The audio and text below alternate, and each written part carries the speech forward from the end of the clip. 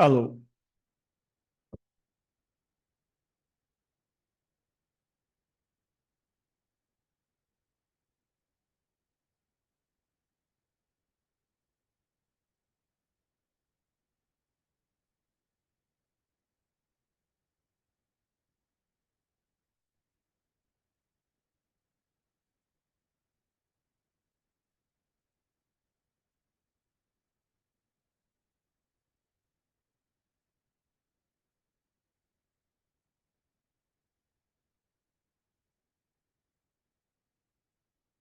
fala moçada,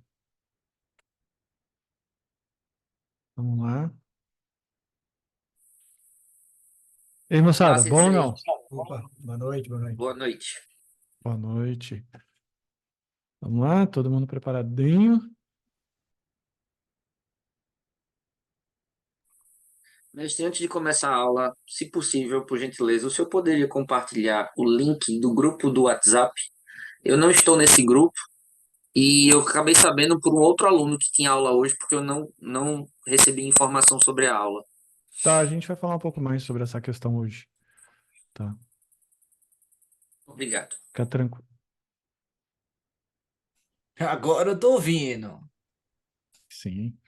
Ah, vamos lá, galera. Todo mundo já tá aqui? Já tem uma galerinha aqui, né? Vamos começar a trocar uma ideia aqui hoje. Que esqueminha de sempre, 2, 3 minutinhos para fazer o quebra-gelo, para esperar os atrasildos chegarem. Deixa eu ver se está gravando aqui. Está gravando. Então, boa noite, galera. Seja muito bem-vindo aí ao nosso segundo aulão. Já vou me lembrar dos recados importantes, que se a gente se desconectar aqui, permaneça no Zoom. Eu vou tentar voltar. Se ficar mais que 10 minutos, daí eu vou reagendar a aula de hoje, porque até então não teve nenhum imprevisto. Às vezes aqui a região dá uns picos de energia, fica muito louco aqui. Mas enfim, vai dar tudo certo. Ah, hoje vai ser uma aula especial em que eu vou falar sobre o tema de hoje, que é como funciona, né, o que eu chamo de big picture, mas tem esse termo em inglês, mas assim, é a grande visão do ambiente web, beleza? E por que que isso é importante? Porque que eu sempre gosto de olhar as coisas, vamos dizer assim, de uma forma sistêmica, de uma forma de cima, que é como se você enxergasse um xadrez, ok? Um jogo, um tabuleiro, em que você consegue movimentar as peças. E se você sabe como funciona o game, como funciona o jogo, você consegue movimentar as peças. E eu decidi falar um pouco mais sobre essa aula, falar um pouco mais sobre esse assunto, porque eu vou ser bem sincero com vocês, eu estou até um pouco cansado de responder a seguinte pergunta: por onde eu começo? Front-end ou back-end? Mas e o JavaScript, não sei o que lá? Mas a diferença do JavaScript ou Python? Né? E assim, eu não fico chateado, não. Fiquem tranquilos. Podem postar esse tipo de pergunta. Mas eu estou cansado porque eu muitas vezes não tenho uma oportunidade de responder de uma forma bem abrangente. E daí eu nunca consigo responder certo. Algumas pessoas até, inclusive, ficam chateadas comigo, falando assim: pô, mas você falou para ir para o JavaScript, por quê? Por que que você fica falando para ir para o front-end e por que que você não me fala do back-end? Então, o que que eu percebo, galera? A galera, assim, começa a ousar, assim, começa a decidir trabalhar numa coisa ou outra sem nem saber para que aquilo serve, sabe? Eu sou bem de um tempo, assim, que, pô, se eu vou dedicar um tempo, se eu vou dedicar energia a isso, então eu preciso saber o que esse treco faz, não é verdade? Por quê? Porque você vai se dedicar no mínimo 6 meses da sua vida, beleza? A estudar um assunto e você quer no final desse período, ter algum tipo de lucro com isso, nem que o lucro seja o aprendizado, de fato, né? Claro, se conseguir entrar no mercado melhor. Nem que seja o lucro do aprendizado, daí você começa a aprender uma coisa que você fala, tá, beleza, vou aprender aqui, né? Não tô fazendo nada. E que eu costumo brincar, fazer nada por fazer nada, então eu passo a minha família, né? Eu vou passear, eu vou me divertir, vou fazer nada, eu vou tomar picolé, não é isso? Jogar uma bola, jogar uma pelada, vou me divertir. Então, se for fazer nada, eu vou fazer nada, né? Então, fazer nada não está incluindo brincar de programação. Como eu disse na aula passada, é muito comum a galera se perder e fica num negócio que eu sei, desculpa, as moças, por favor, tampem os ouvidos e as palavras feias não vão passar desse termo, mas Os programadores ficam nessa masturbação mental. E fica, ai meu Deus, os códigos, tudo mais. Beleza? Bom, é isso aí. 19h36, então essa é a minha motivação. Então eu vou explicar historicamente da onde as coisas surgiram, o porquê de cada coisa, por que que existe HTML, por que que existe o CSS, por que que existe o JavaScript, por que que existe o back-end, por que que existe o front-end, por que que o React existe no sentido de motivação, beleza? E lá no finalzinho da aula, eu vou ter um convite surpresa para vocês, que a gente está lançando uma nova comunidade, ok? Em que todas as terças-feiras serão aulas ao vivo com os temas escolhidos por vocês. Então, isso aqui é um aulão que eu costumo falar, aulão aberto, ok? Mas para o final da aula eu falo sobre essa nova comunidade que a gente está lançando de aulas ao vivo.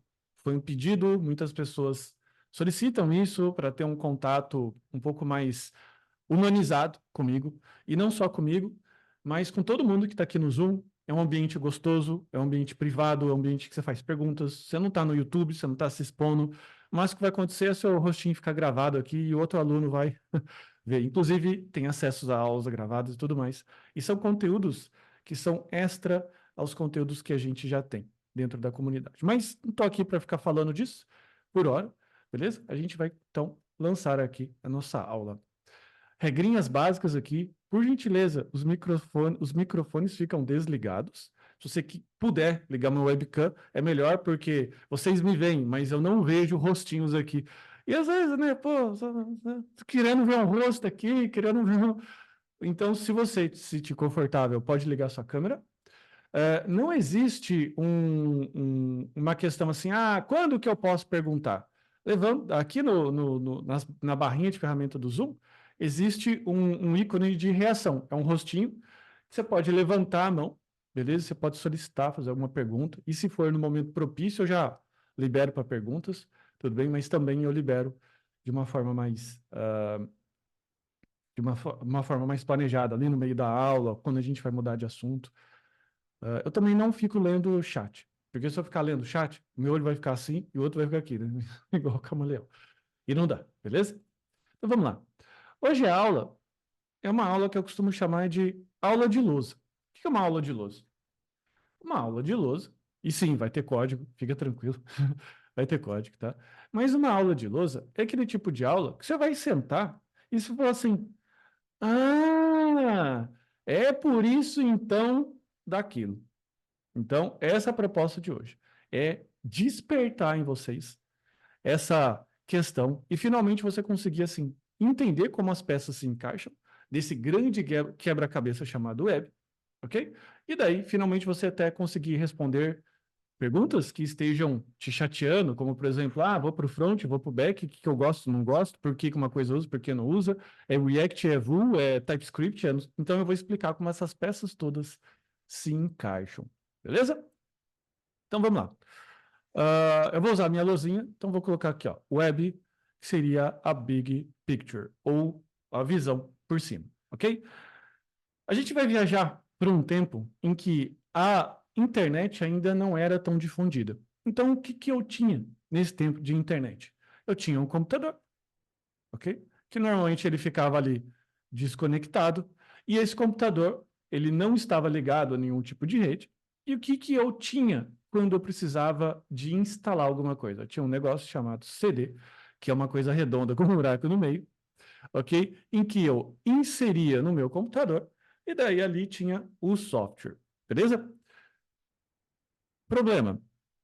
Quando eu precisava de uma nova atualização, quando eu precisava comprar uma nova versão, quando eu precisava de qualquer coisa, o que que eu precisava? Precisava de um novo CD. Isso envolvia custo e tempo, beleza? Então, essa aqui é a principal motivação. Essa aqui foi a era de ouro dos programas desktop, ok? Ou seja, aquele programa que você roda no seu computador. Dá um exemplo. Word. O Word hoje tem a versão lá desktop. Você usa aí no seu computador. Tem a versão online também, né? Mas é um programa desktop.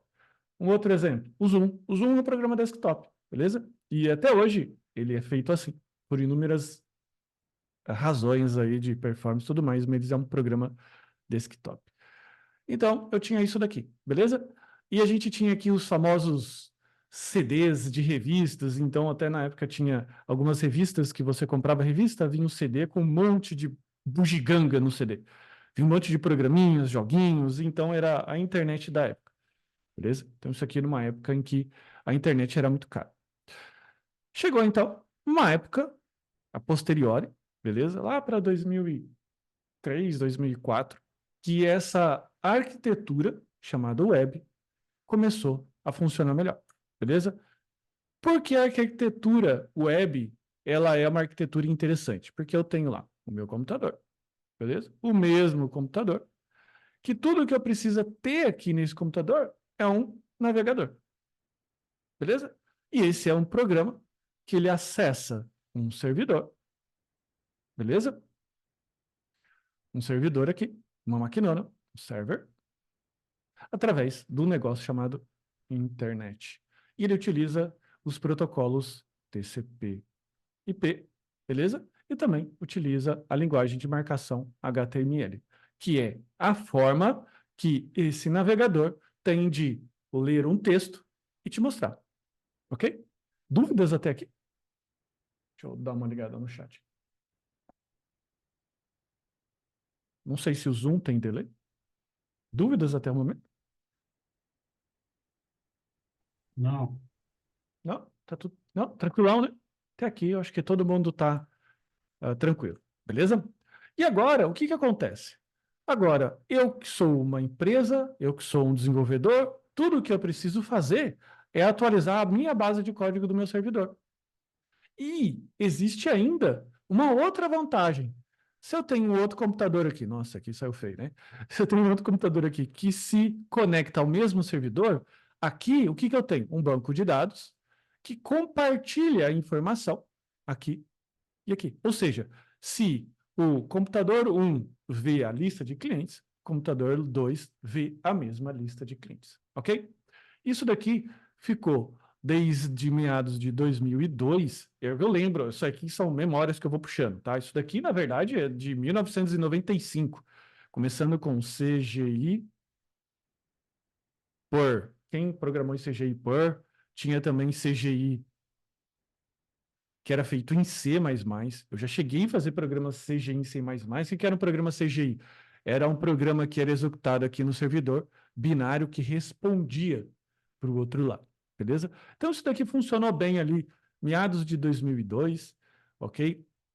Só que, meados de 2007, eu posso estar errado em termos de data. Primeiro, eu sou péssimo em datas, tá? Então, posso estar errado, mas é só para vocês terem uma noção de tempo. Chegou um cara chamado Steve Jobs, o dono da Apple, né? Ele falou assim: morte ao Flash. Por que morte ao Flash? Porque o Flash, querendo ou não, era um, digamos assim, programa executável que executava aqui no navegador, beleza? Aqui dentro desse ambiente, e até fazia algumas chamadas remotas e tudo mais. Daí ele falou assim: ó, esse negócio de Flash agora vai morrer. Agora eu quero um negócio chamado HTML, HTML5, que trazia algumas novidades.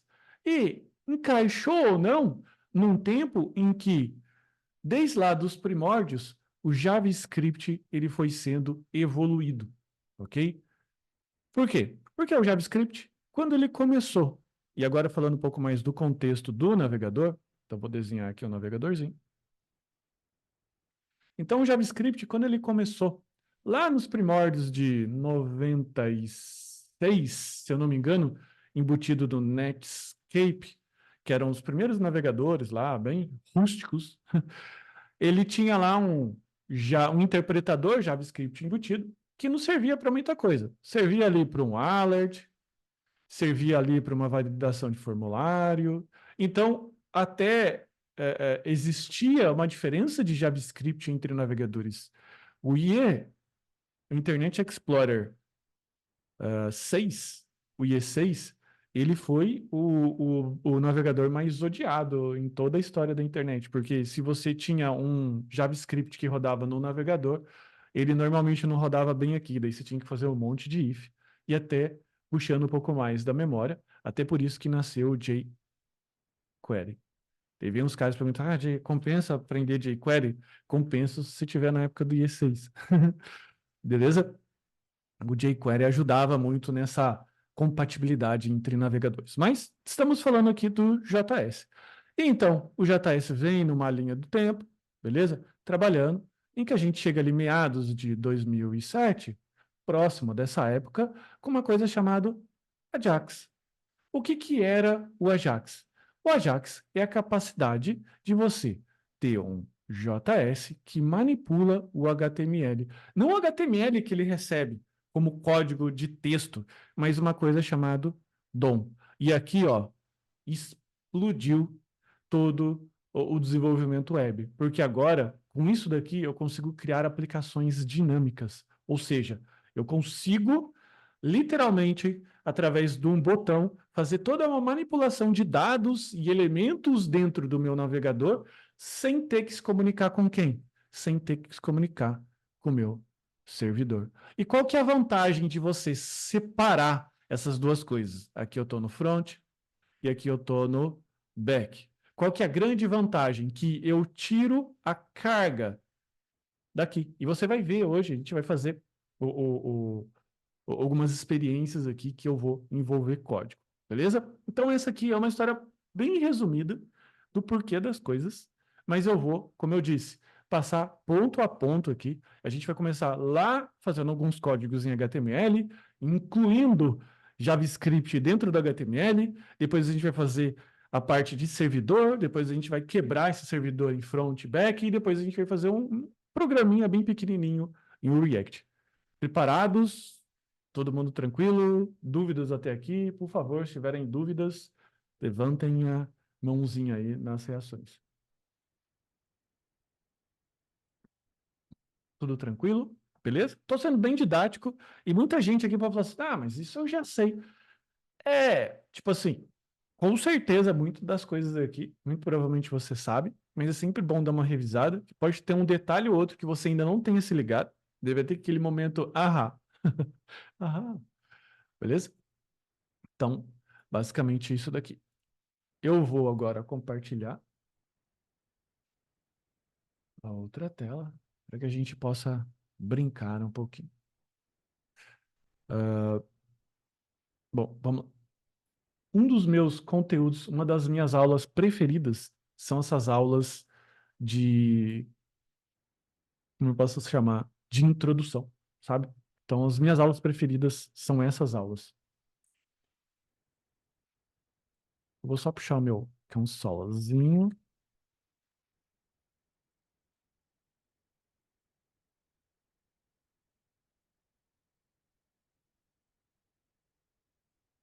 Deve...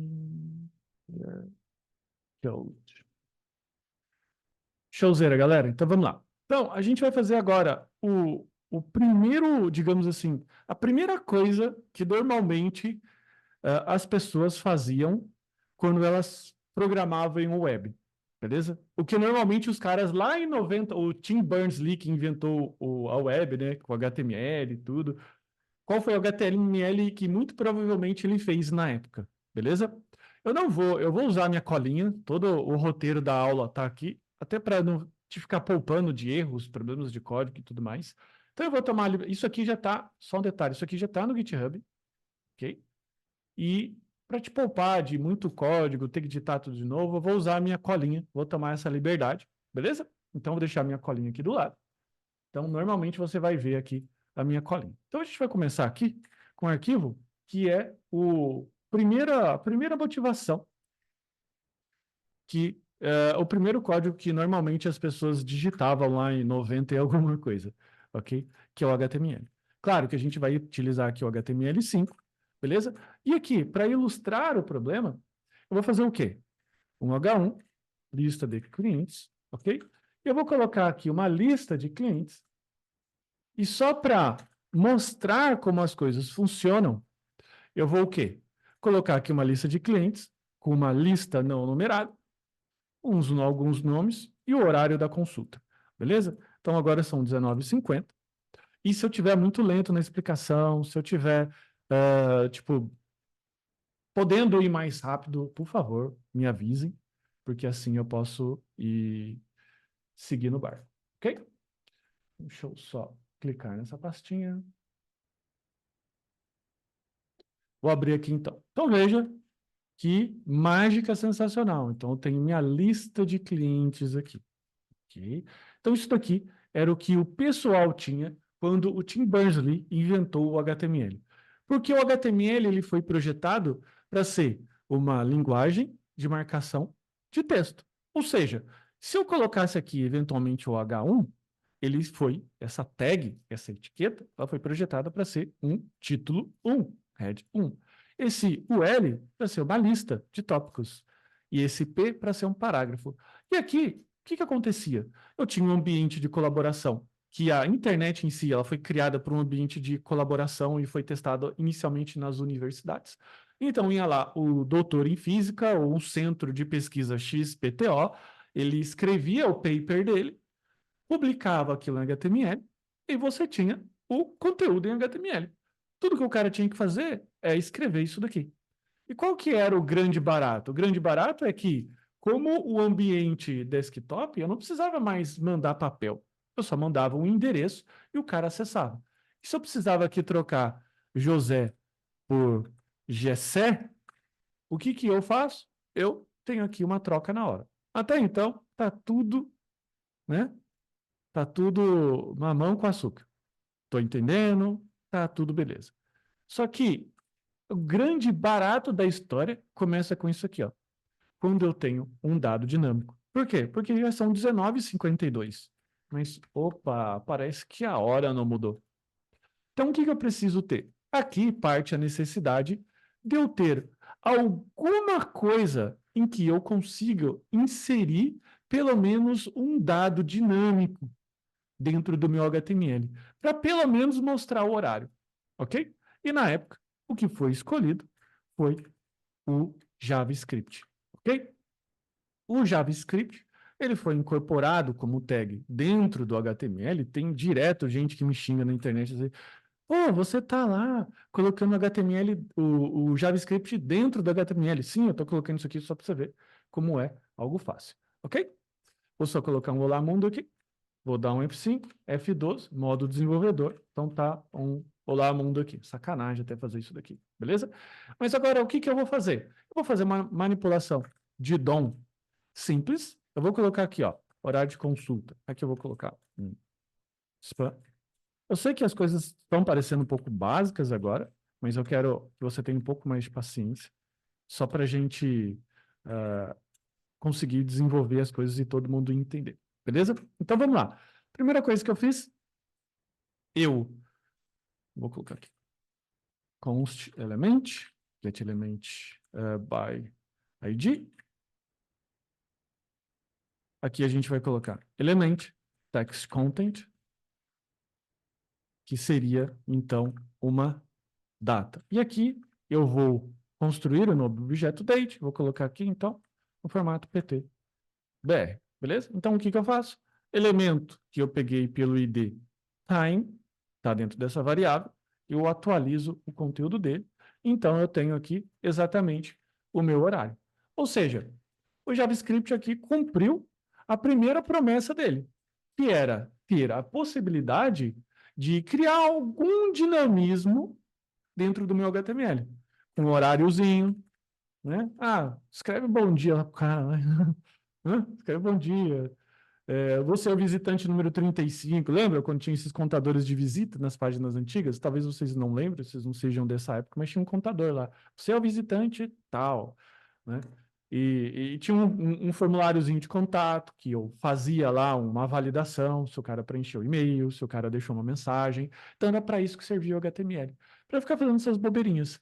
Tanto que o JavaScript. Tanto que o JavaScript, ele tinha total descrédito, assim, entre os desenvolvedores.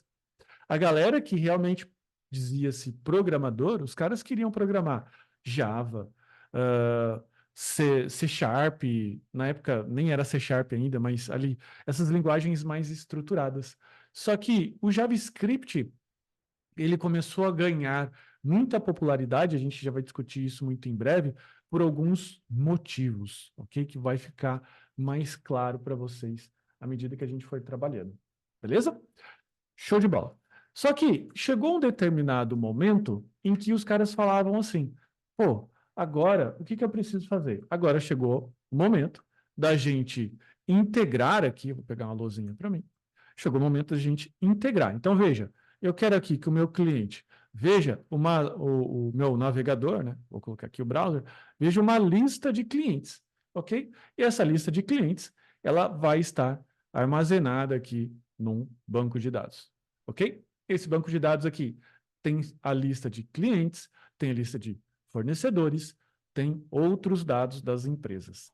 Pergunta, e eu quero que, por gentileza, vocês me respondam aqui no chat. Eu poderia, por exemplo, liberar esse banco de dados para qualquer pessoa que pudesse acessar? Uma pergunta inocente. Estou fazendo uma pergunta inocente aqui. Poderia liberar esses dados? Por que que eu não poderia? Podem usar o microfone, né, gente? Pelo amor de Deus, a gente não está no... Hã? Por conta de dados sensíveis, mestre. São dados sensíveis, né? Então, o que que acontece? Se eu libero, por exemplo, aqui o banco de dados com todas as listas dos meus clientes, o cara que está consultando aqui do outro lado, ele pode não ser tão bonzinho, né? Ele pode não ser tão bonzinho. E tem mais, tem alguns dados aqui que eu posso criar filtros, né? Que eu posso criar filtros por departamento, linhas de permissão. Por exemplo, o departamento de marketing enxerga clientes, o departamento de compra enxerga fornecedores. Sei lá, alguma coisa assim. Entendeu? Então, todas as vezes que eu tenho um banco de dados, o que que eu preciso ter? Eu preciso ter aqui, então, um controle de acesso. Ou seja, o que que eu preciso ter agora? Eu preciso ter um ambiente em que, sim, eu tenho aqui um navegador, um browser, ok? Aqui eu tenho um banco de dados, que ainda continua sendo lá o meu banco de dados com todos os dados. Só que o que que eu tenho que colocar aqui na frente? Eu tenho que colocar um servidor. Esse servidor, ele conecta nesse banco de dados, o banco de dados responde os dados para esse servidor, e esse servidor, ao ser questionado pelo navegador, responde para esse cara aqui. Beleza? Então, olha só que interessante. Aqui, no mínimo, eu tenho a camada 1. Se a gente chamar o servidor de camada, eu tenho a camada 2. E aqui, se eu chamar o banco de dados de camada, eu tenho a camada 3. Olha só que interessante. Só que esses três caras aqui, eles não, digamos assim, se conhecem, ok? Porque o banco de dados, ele não sabe que existe lá o navegador. No máximo que ele sabe é que se eu receber um comando SQL aqui, eu retorno outro dado para esse cara. Esse servidor aqui, se recebe algum dado, o que que ele faz? Retorna em HTML. Por quê? Porque o navegador entende o que é HTML. Então, para o navegador, que é o browser, o que que eu estou acessando? Eu estou acessando um HTML, que é isso daqui. Beleza? É isso daqui. Preciso pensar. Recebi aqui o HTML, exibo na tela. Então, qual que é o grande barato? É que o servidor, nessa camada atual, todas as vezes que recebe uma requisição, ele gera o HTML dinâmico. Ou seja, o HTML que toda hora muda esse conteúdo aqui. Por quê? Porque esse conteúdo agora está armazenado no banco de dados. Então, qual que é a grande confusão dos iniciantes? Eles, a galera que está iniciando, eles não conseguem enxergar como essa grande figura, como esses componentes interagem um com os outros, ok? Então, veja, eu estava conversando com o Rafa, que é um amigão meu, ele queria consumir um dado de navegador, por exemplo, que era um cookie, aqui no banco de dados. E eu expliquei para ele, não tem como o seu servidor acessar os dados que estão aqui no navegador, porque são camadas e momentos diferentes. Então, no momento 1, digamos assim, é feita uma requisição. No momento 2, o servidor consulta o banco de dados. No momento 3, ele recebe os dados. No momento 4, né, ele recebe os dados. No momento 4, monta o HTML e devolve para o navegador. Ficou claro essa essa dinâmica de funcionamento, aqui a gente não está falando de front-end, não está falando de back-end, não está falando de nada. Só está falando o seguinte, olha, o navegador entende HTML. O servidor recebe uma requisição. Ele consulta o banco de dados no SQL, devolve esse banco de dados e escreve isso em formato HTML, que é o formato que o navegador ele responde. Ficou claro isso?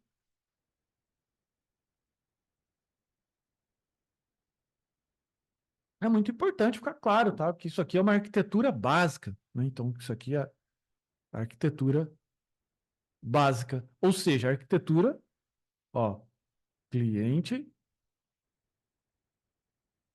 servidor. Beleza? Acho que se tivesse explicado no início, teria sido ótimo, sim. Então, cliente e servidor. E isso daqui foi o que popularizou algumas linguagens de programação.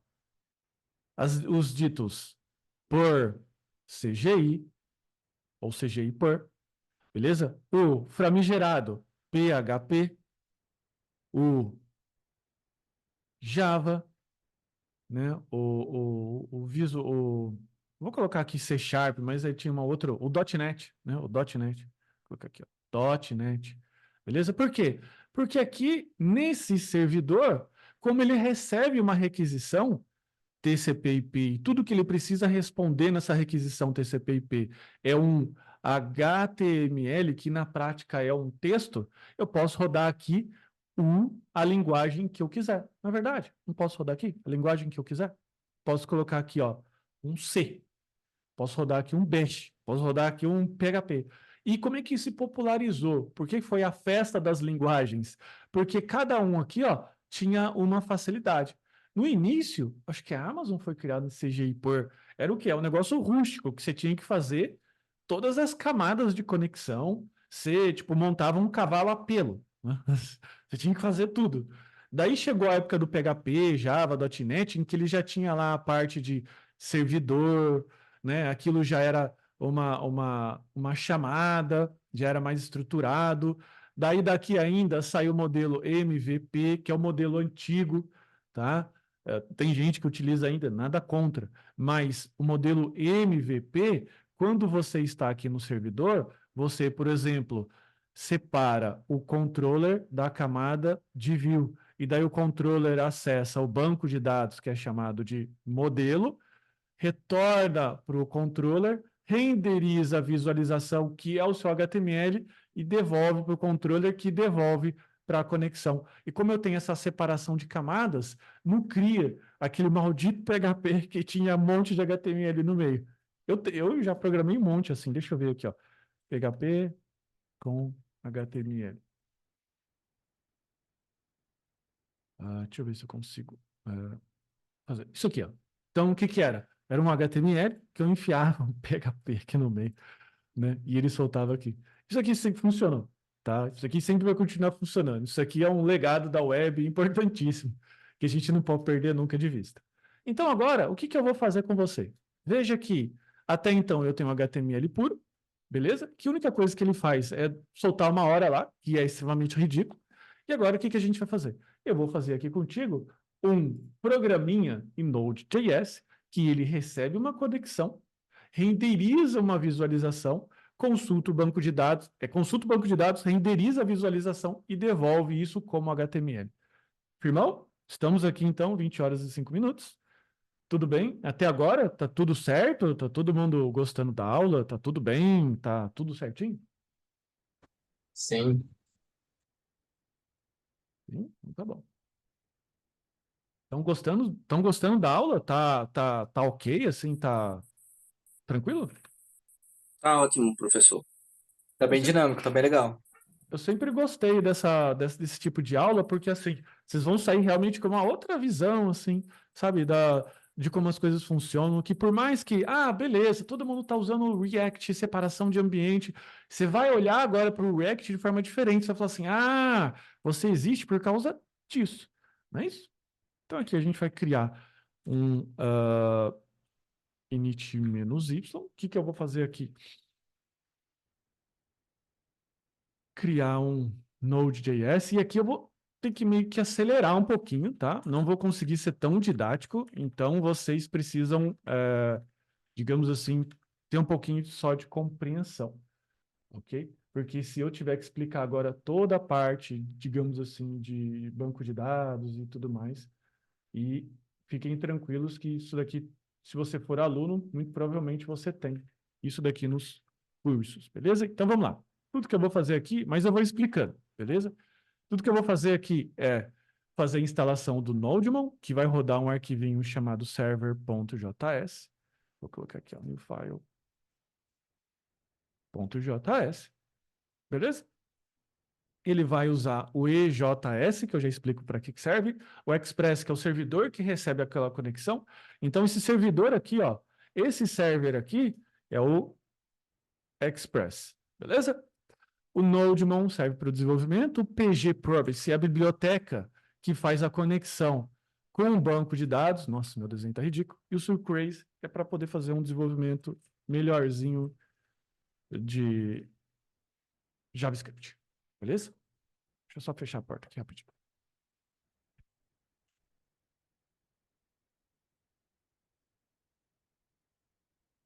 Coisas instaladas aqui, ok? Vou rodar o server.js, colocar um console.log, aqui o famoso hello. Vamos colocar aqui npm run dev. Então ele escreveu hello. Então agora a gente vai colocar aqui um servidor, beleza? E a gente vai começar a usar algumas bibliotecas aqui. Então eu vou usar aqui o Express. Então, Express, a gente vai utilizar aqui o PGPromise. Não, antes eu vou montar aqui o servidor. Servidor, app express. O que que a gente vai fazer? A gente vai setar qual que é o view engine, ou seja, quem vai ser o tipo de cara que vai renderizar as coisas aqui, ok?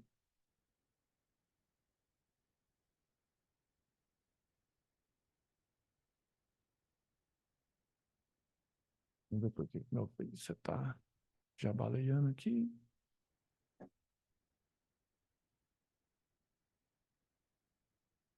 Faltou eu copiar o arquivinho nodemon.json. Nodemon.json.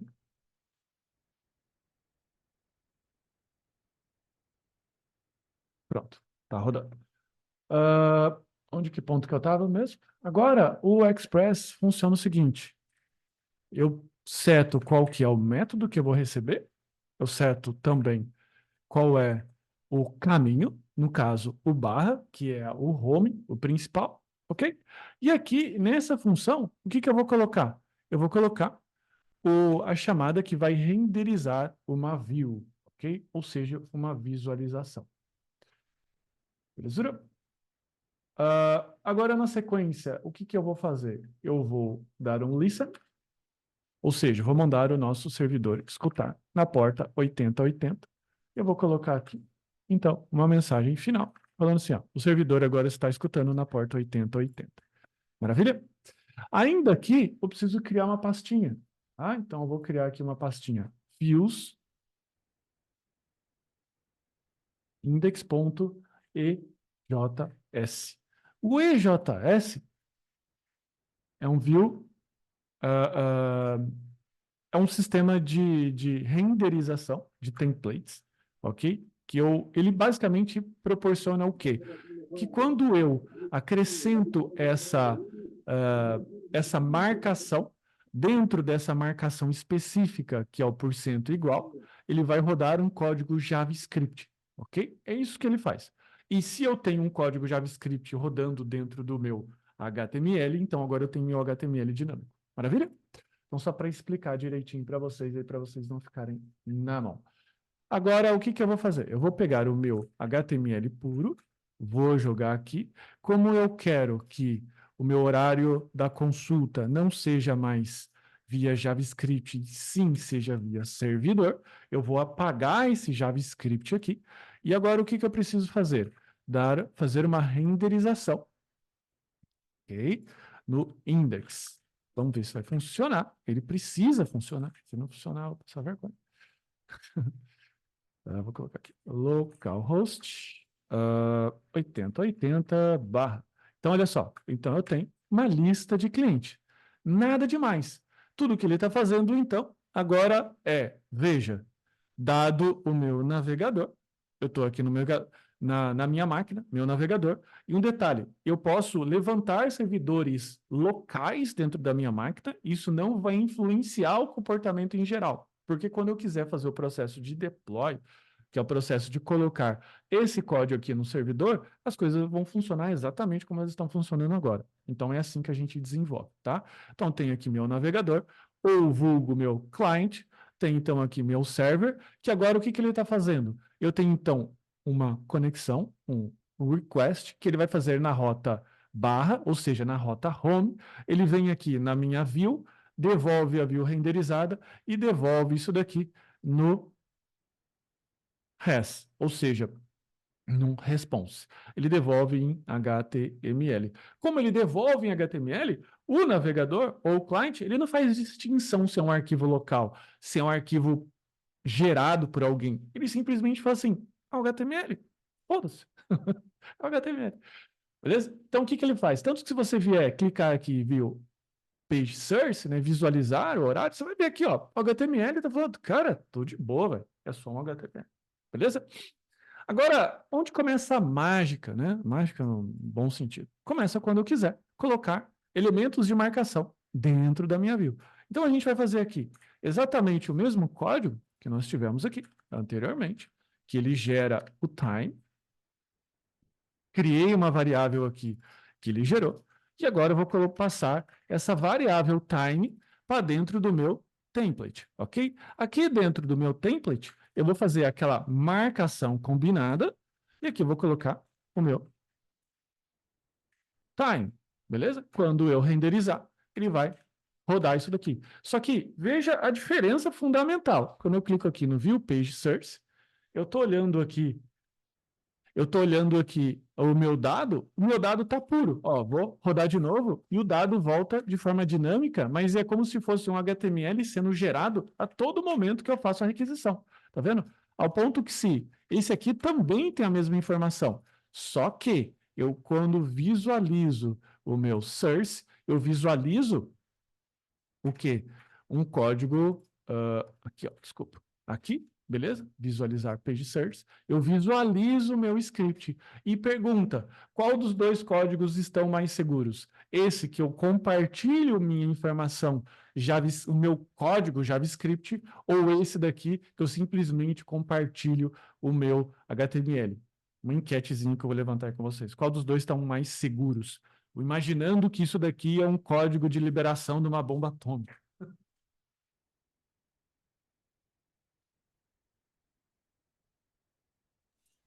Acredito que o só mostra o HTML, né? Só mostra o HTML. Então agora vocês perceberam que, olha só que interessante, que brecha maravilhosa que se abriu. A brecha é que, se eu tenho então um ambiente em que eu chamo um servidor e que tudo que roda aqui dentro fica em casa, então tudo que eu for executar daqui para trás é meu, inclusive o meu banco de dados, que eu posso conectar aqui e chamar um comando SQL que me retorna dados, que eu jogo isso aqui na view, que retorna aqui para o meu controller e coloca no response. Então veja que esse meu time, ele poderia ser muito bem aqui uma conexão de banco de dados. Concordam comigo? Sim. Isso aí. Não, nada demais, tranquilão. Então agora o que eu vou fazer? Eu vou rodar então aqui o meu Docker Compose, sudo Docker Compose.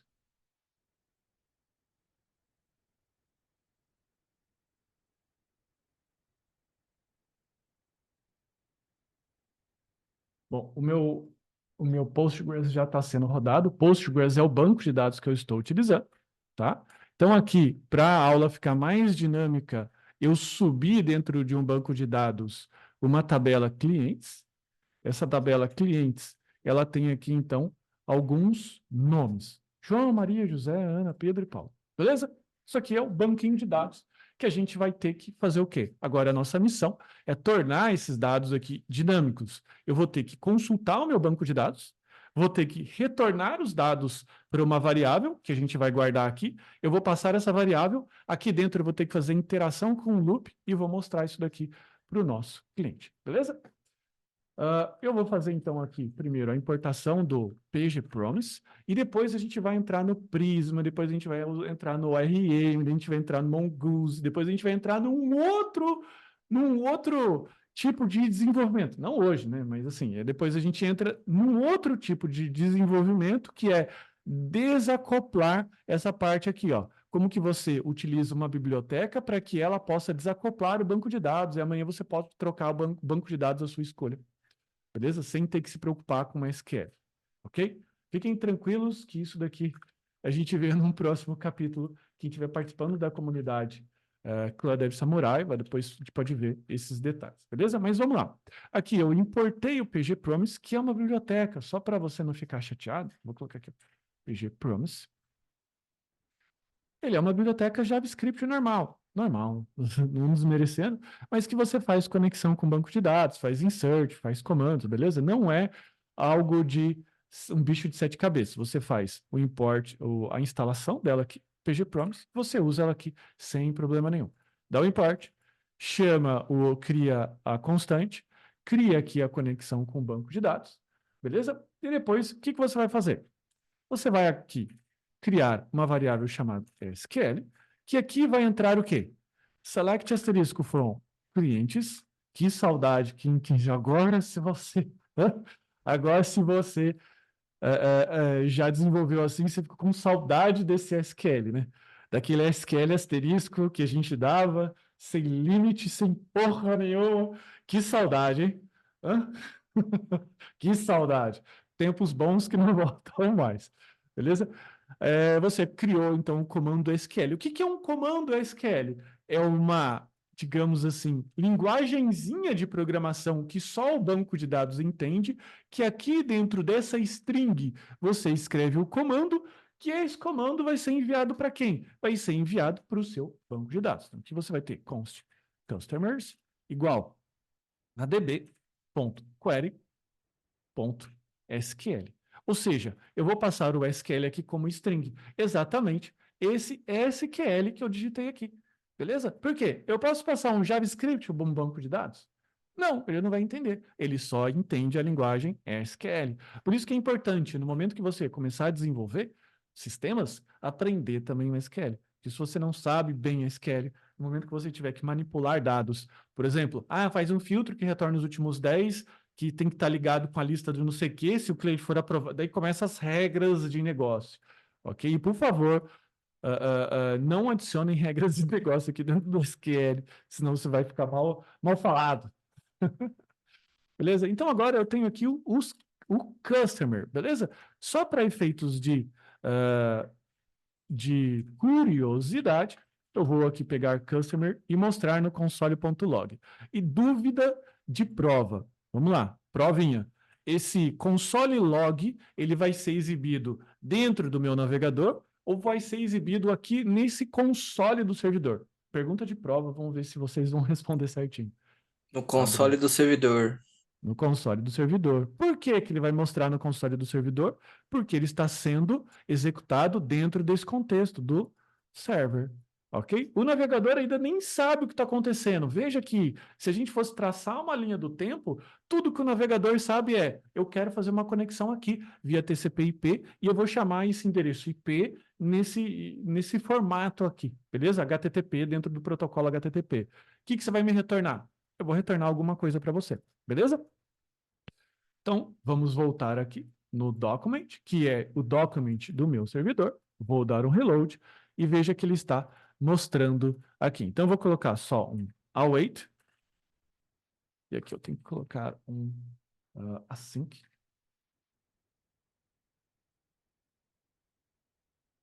Veja que, taran, ele então mostrou aqui para mim os dados que estão lá na minha tabela. Se eu chegar aqui nessa tabela e colocar aqui, ó, vamos colocar aqui, ó, Ana Paula. Ana Maria. Dou OK. Beleza? Não sei se eu preciso salvar. Yes. Salvei. Ficou Ana Maria. Save data change. Pronto. Rodei aqui, ficou Ana Maria. Beleza? Veja que Ana existia dentro desse contexto. Se eu rodar de novo, agora fica Ana Maria. Beleza? Ah, mas se eu quiser agora ordenar. Order by nome. Então veja quantas coisas, quantas linguagens de programação, quantos sistemas você já está começando a conectar. Então, a sua cabeça como desenvolvedor web tem que ser uma cabeça de integrador de sistemas. Ora você está pensando num banco de dados, ora você está pensando no servidor, ora você está pensando no HTML, ora você está pensando no JavaScript, ora você está pensando no CSS. Isso que acontece quando você desenvolve um sistema.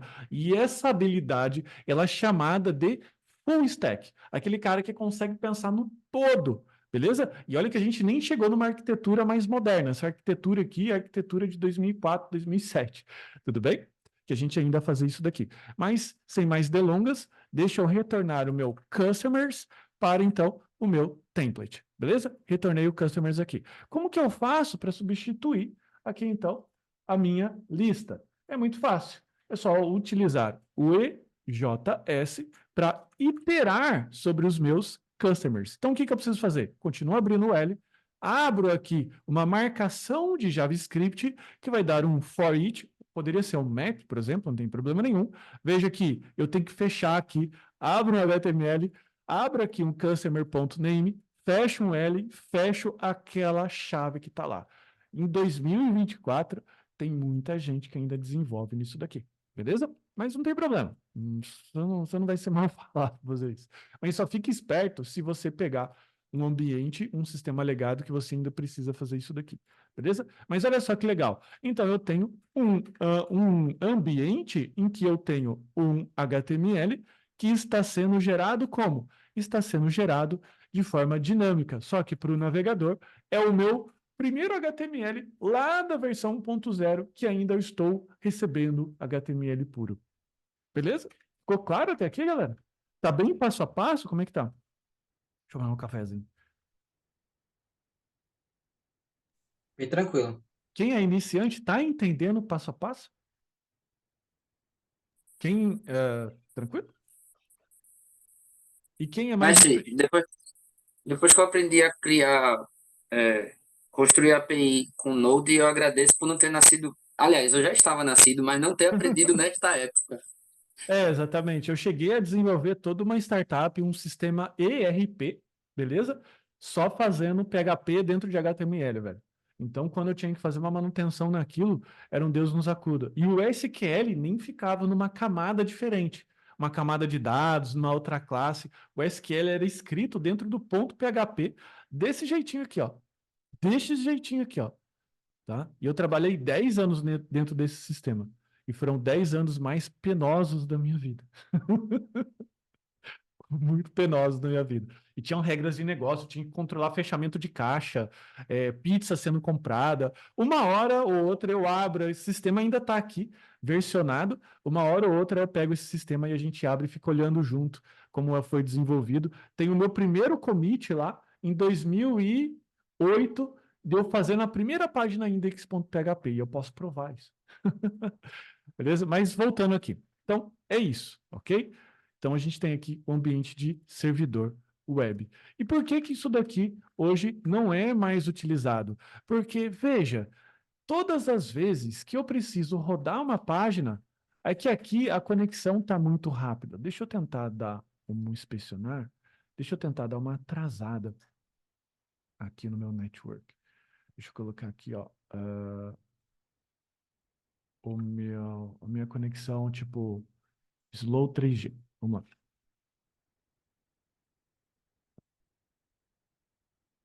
O que que acontece? Aqui você não está conseguindo ver o efeito, mas o que que acontece? Isso daqui fica travado, assim, fica uma tela branca, e depois todos os dados, pum, aparecem de uma vez. E não fica um desenvolvimento fluido. E daí o que que acontece? Esse desenvolvimento, ele é um desenvolvimento que o servidor ele é responsável por fazer tudo. E daí ele é responsável desde receber a conexão, responsável por comunicar com o banco de dados, de escrever todo o HTML, de fazer todos os cálculos. E veja, a gente está trabalhando aqui com uma view simplesinha, que é uma lista de clientes. Mas imagina a quantidade de informação quando eu tenho num Facebook da vida, quando o Facebook não rodava com o modelo front-end, né? Que eles que inventaram o React, a galera da Meta do Facebook, né? Eles que inventaram, podemos assim dizer. O que acontecia? Na época, o Facebook rodava em PHP, e eles até inventaram um PHP que era compilado em C, que era feito deploy no servidor, para isso ficar um pouco mais rápido. Os caras foram até a última consequência desse modelo de desenvolvimento. Isso daqui vai ficando lento, porque quando você tem a necessidade de desenvolver sistemas que recebem muitas conexões, a cada novo cliente, o que eu preciso fazer? Executar tudo de novo, tudo de novo, tudo de novo, tudo de novo. Então tem um desperdício muito grande aqui de informação. Sendo que, se eu for um pouquinho mais além, vamos imaginar, vamos quebrar isso daqui em 2 grandes blocos. Tudo que eu preciso ter é uma lista de clientes, e tudo que eu preciso ter aqui é algo que calcula o meu horário. E se a gente puder até pensar melhor, única informação que, digamos assim, é segredo é a informação de clientes, que é a informação que vem do banco de dados. Essa aqui não é segredo nenhum. Eu poderia até, inclusive, manter em JavaScript. Beleza? Então, veja que agora você começa a perceber o porquê eu preciso ter um ambiente em que eu tenho, então, o meu client, que ele é dividido aqui em blocos. Então, vou imaginar que o menu faz uma coisa, a minha listagem de clientes faz outra, nesse outro bloco eu tenho que fazer outra coisa, e esses blocos que vão ser responsáveis por fazer as suas devidas conexões, que são conexões, inclusive, que são feitas simultâneas. Então, aqui eu tenho barra menu, aqui eu tenho barra sidebar, aqui eu tenho barra customers, ou seja, eu tenho as rotas. Isso aqui ainda continua sendo server, que ainda continuo lendo de um banco de dados, beleza? Só que agora eu tenho um ambiente que eu não preciso carregar tudo, porque grande parte, digamos assim, do cálculo, grande parte das coisas que tem que ser exibidas são feitas aqui, ó, dentro desse ambiente. E daí o meu servidor fica só com a responsabilidade de fazer carregamento de informações. Fora que, se eu tiver dentro do ambiente em que eu fiz cache, essa informação, ou seja, esse request, nem chega no meu servidor. Ele já pega o cache do navegador e já nem faz o request, anulando, assim, muitas das chamadas que são desnecessárias. Veja que, nesse ambiente aqui, como é que eu faço um cache disso? O máximo cache que eu consigo fazer é o cache do banco de dados. Ou seja, se a informação ali de clientes não mudou, eu pego de um arquivo, em vez de fazer a chamada de banco de dados, porque a chamada de banco de dados é a chamada mais cara que existe.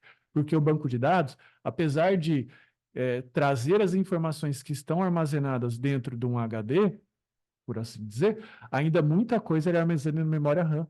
Ou seja, se eu tiver que considerar um servidor, por exemplo, de 128 GB de memória RAM, ele vai ser muito mais caro que um servidor de 1 GB de memória RAM, que é o servidor que você poderia rodar tranquilamente dentro desse ambiente. Mas tá, se agora o HTML ele mora aqui, na minha parte do navegador, só um minutinho. Então, se eu tenho o meu HTML, o meu CSS morando aqui, qual que é, digamos assim, o protocolo de comunicação que eu utilizo? Eu ainda utilizo o TCP/IP, eu ainda utilizo o HTTP como protocolo, essa dupla, né, essas camadas, mas agora, em vez de usar o formato HTML para chamar o servidor, eu vou usar um formato chamado JSON. Por que que o JSON ele é mais interessante? Porque quando eu tenho o JSON, ele não embute para mim muitas coisas, digamos assim, verbosas. O que seriam coisas verbosas? Veja que todo o resultado da minha conexão sempre vai ter que retornar doctype, sempre o HTML, sempre o head, sempre o body, sendo que o que eu quero mesmo é só essa lista aqui, bicho. Olha a listinha aqui, ó. sendo que eu quero é só isso. Olha a quantidade de bytes que é transferido do cenário 1 e olha a quantidade de bytes que é transferido no cenário 2. Saiu uma lenda urbana, que eu não sei se isso é verdade, que o Google ele tirou um espaço em branco aqui da página ao fazer a mimificação, ou seja, ao compactar o código, e isso já economizou terabytes de dados que tinham que ser transferidos só que esse espaço em branco, porque espaço em branco é byte, né? E byte consome dados. Né? O computador não sabe se aquilo é o A, B ou um espaço. Ele sabe que eu tenho que mandar uma sequência de bytes, e aquela sequência de bytes vai ser renderizada na sua tela de algum jeito. Ok? Até aqui tranquilo? Estão sentindo, estão percebendo o momento, o clímax em que, beleza, eu tinha um HTML que era usado só por universidades para escrever papers científicos, podemos dizer assim. Eu tive a necessidade de colocar alguma coisinha ali que só falava um bom dia, mostrava a data, mostrava alguma coisa que era o JavaScript lá nos primórdios. Depois, eu tive a necessidade de jogar fora o meu ambiente desktop, aproveitei a web, faço conexão com o meu server, que gera um HTML dinâmico, devolve para o meu navegador. Tá todo mundo beleza, mas agora vocês começam a perceber como está sendo necessário a gente migrar para um ambiente mais complexo, quebrar esse ambiente de front-end e back-end. Ficou claro isso? Sim, ficou claro. Maravilha. Então agora é isso que a gente vai fazer. Eu vou pegar esse projeto aqui, eu vou usar a mesma estrutura, só que em vez de retornar no server.js, em vez de eu retornar aqui uma view que ele renderiza o index, que seria essa view aqui, a gente vai retornar um JSON. Beleza? Então vamos lá. Eu vou pegar aqui, transformar isso para a porta 3000. Ok? Eu vou comentar isso, eu vou comentar esse carinha. Isso aqui, ó, eu não preciso mais, beleza? Eu separei, só um detalhe, tá? Eu estou fazendo de uma forma desorganizada, mas eu separei aqui, ó, dentro do repositório, web por dentro, tudo direitinho, todo passo a passo. Então, assim, tem, ó, o HTML com BD, tem o JSON com BD, tem o React App, assim vai indo, tá? Tem o script SQL. Então, assim, se você quiser depois reproduzir isso na sua casa, né, você vai conseguir reproduzir tranquilamente. Eu estou fazendo isso daqui só para lhe poupar tempo, porque eu posso ficar aqui até meia-noite. Amanhã eu acordo e vou trabalhar na Dev Samurai. Tá bom? Mas provavelmente você vai ter que acordar cedo para ir para o seu trabalho. Bom, voltando aqui, server.js. E agora, o que eu preciso fazer? Agora eu preciso instalar um pacote chamado CORS. E eu já explico o porquê a gente precisa instalar o CORS, que é um pacote JavaScript, ok? Agora eu vou fazer o quê? Eu vou, ao invés de utilizar apenas o Express, eu vou utilizar isso aqui, beleza? O que eu estou informando ao Express, que é o meu servidor responsável por receber conexões, que, olha, agora em vez de você utilizar uma view engine, ou seja, em vez de você ter que ir lá buscar num diretório, um arquivinho .ejs, processar aquilo no servidor, rodar templates, fazer a sua mágica, tudo que você precisa fazer agora é se expressar, só responder em JSON. Não tem mais essa camada de visualização, ok? Não existe mais isso, ok? Então agora, o que eu preciso fazer? Tudo que eu preciso fazer de respostas, né, de resposta é o customer. Response, JSON, customers. Ah, mas e o time? O time a gente vai fazer aonde? Lá na camada de front. Porque se eu tenho que só calcular um horário, mostrar, por que eu vou usar processamento do servidor para isso? E eu não vou mais rodar na minha rota barra, na minha rota principal. Eu vou chamar essa rota de customers. Belezinha? Bem claro até aqui. Eu estou reaproveitando o código, você vê que não muda nada, tá bom? Não muda muita coisa. Eu estou fazendo bem evolutivo mesmo, tá bom? Bem evolutivo mesmo, para assim ficar bem claro para vocês. Agora, o que eu vou fazer? Vou subir o servidor de novo. Agora ele está respondendo na porta 3000. Vou agora chamar a porta 3000 aqui. Só que lembre-se, eu tenho que chamar agora aqui customers. E veja, que ao invés dele estar retornando o meu, o meu dado, né, de todo o HTML, tudo que o servidor precisa fazer agora é retornar a lista de customers. E lembre-se, à medida que eu for... Nossa, que desenho bagunçado. À medida que eu for criando blocos na minha aplicação e for chamando só a rota necessária, isso vai criar um ambiente em que a aplicação ela fica muito mais dinâmica e fluida para o usuário. Porque eu coloco, inclusive, aqui, ó, só aqui no bloquinho, um load, um spinning. Ou seja, a minha aplicação carrega, o usuário viu que tem alguma coisa acontecendo e fica só um spin ali de 2, 3 segundos, mas o usuário já entende, opa, essa tela aqui está viva. É só eu esperar mais um pouquinho que só esse miolinho vai ser carregado. Beleza? Se você entra hoje numa aplicação tipo Facebook no navegador, vai ficar bem claro isso. Eles não vão colocar o spin, eles vão usar o esquema Skeleton, né?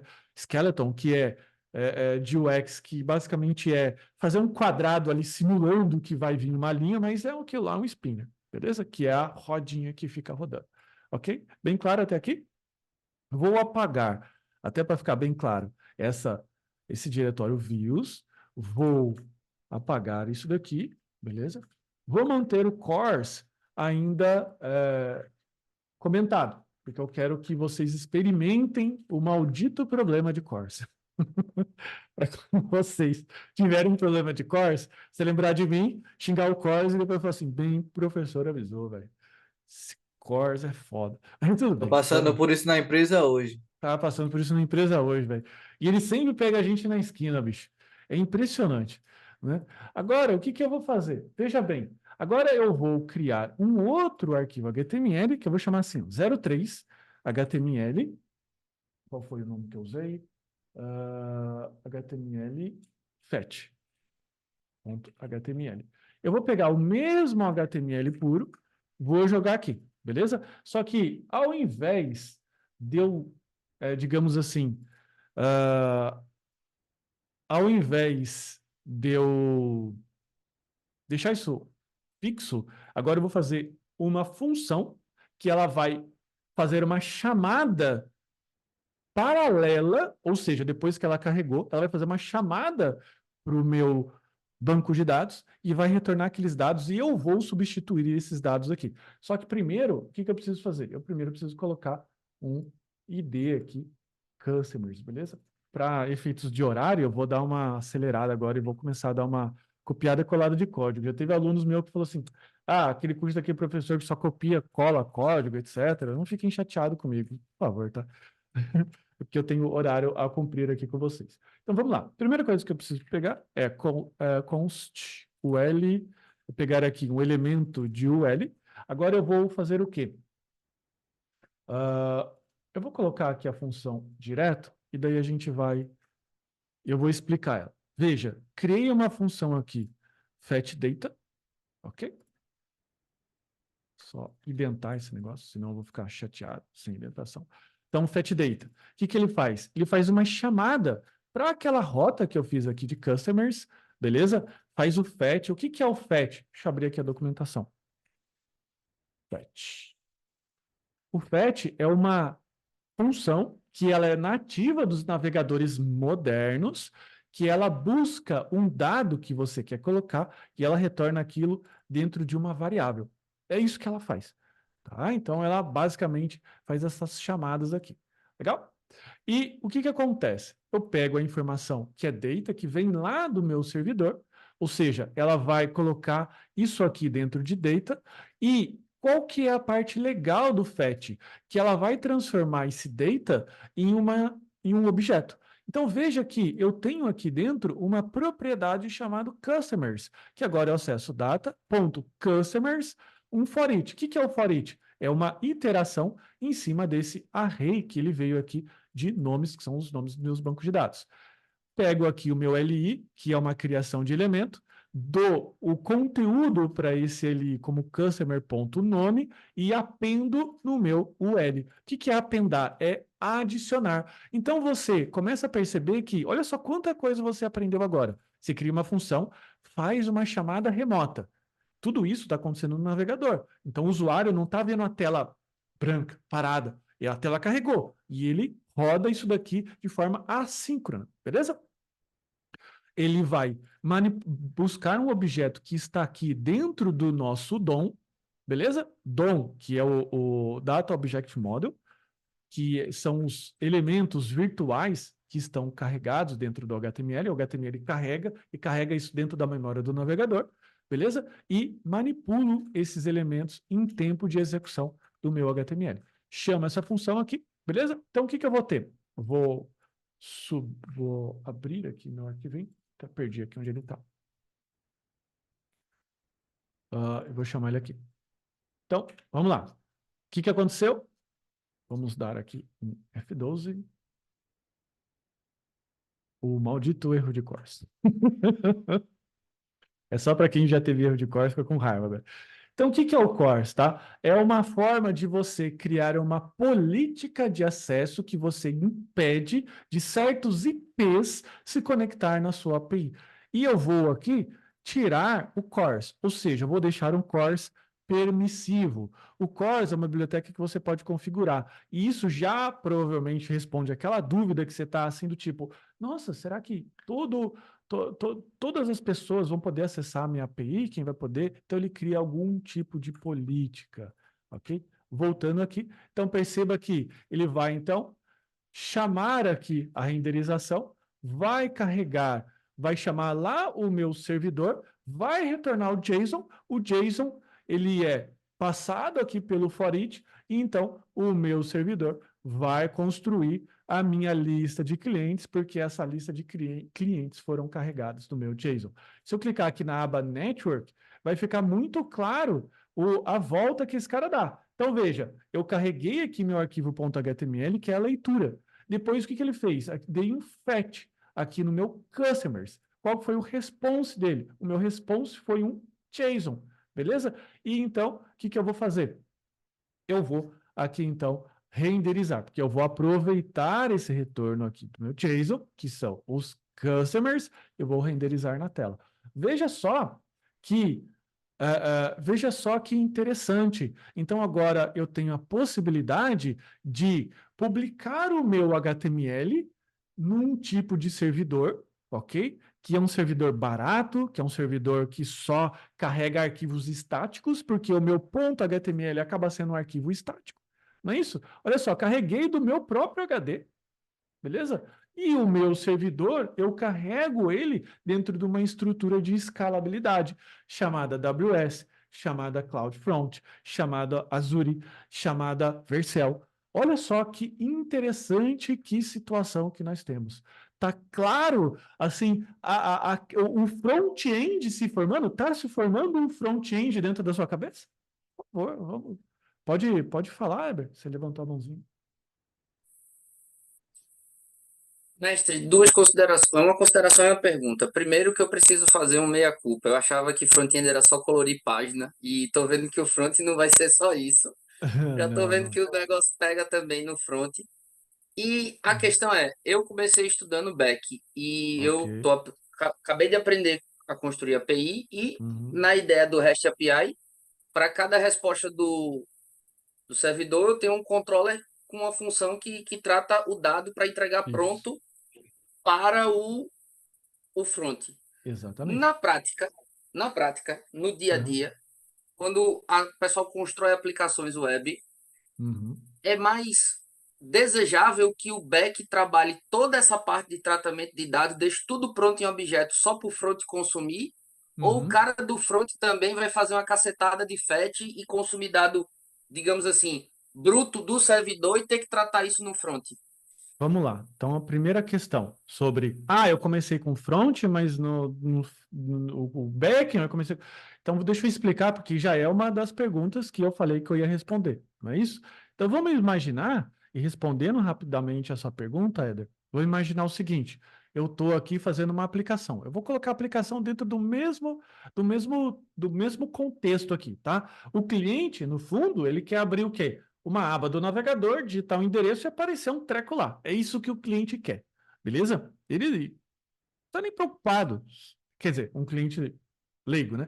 Ele não está muito preocupado se é front. Cara, eu cliquei aqui e abri. Beleza? Então, o que que acontece?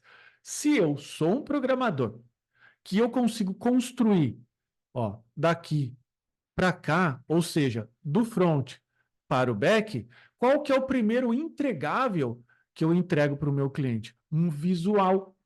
Ou seja, o front, sim, pode ser desde lá daqueles visuais que você só cria um design, cria um negócio bem bonitão, coloca lá, etc. E quando eu falo criar uma página, não é fazer o design da página. O design da página, quem faz é um designer. Ele desenha a página no Figma e entrega o Figma para você. É como uma foto, só que aquela foto você tem que transformar em HTML.